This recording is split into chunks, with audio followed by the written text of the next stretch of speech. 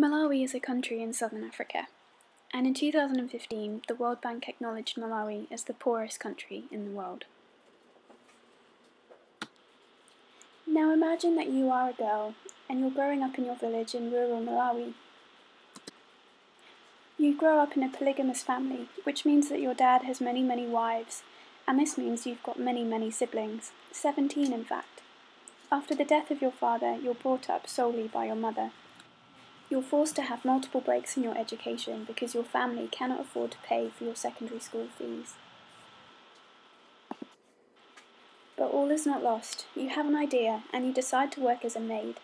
This helps you save money and you can now go to secondary school and pass your exams.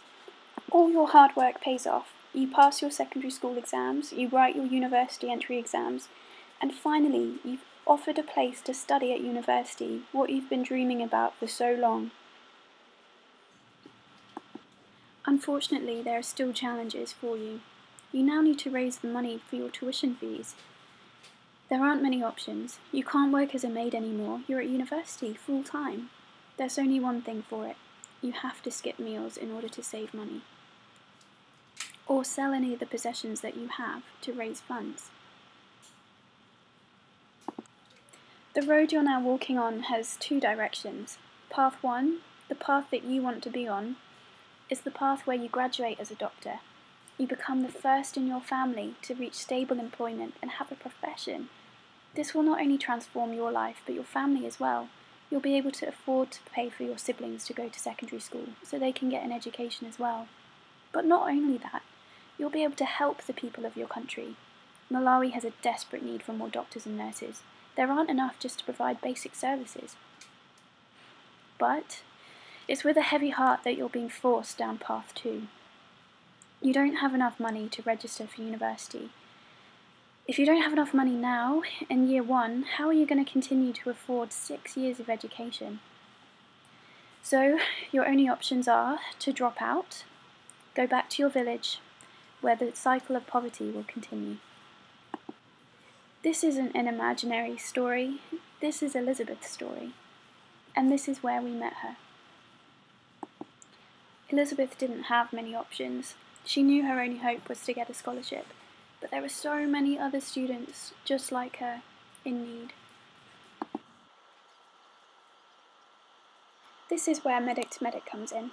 We are a UK registered charity and we sponsor students who are in financial difficulties in Malawi.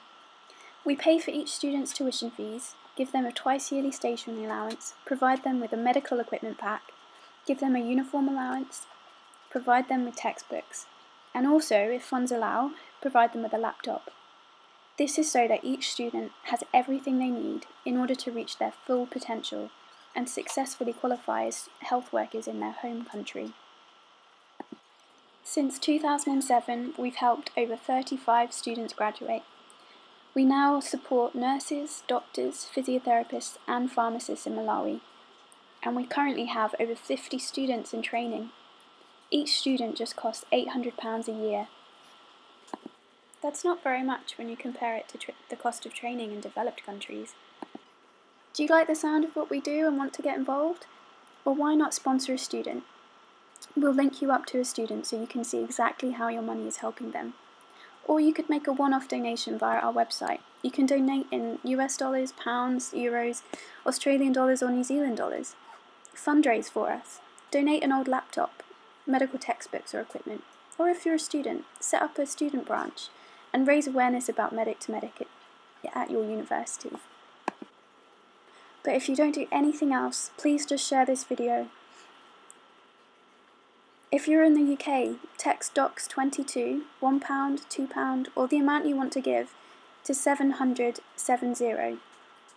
We only need 800 people to do this, and that's already one more student that we can help. Thank you for listening, and if you want to find out more about us, please visit our website.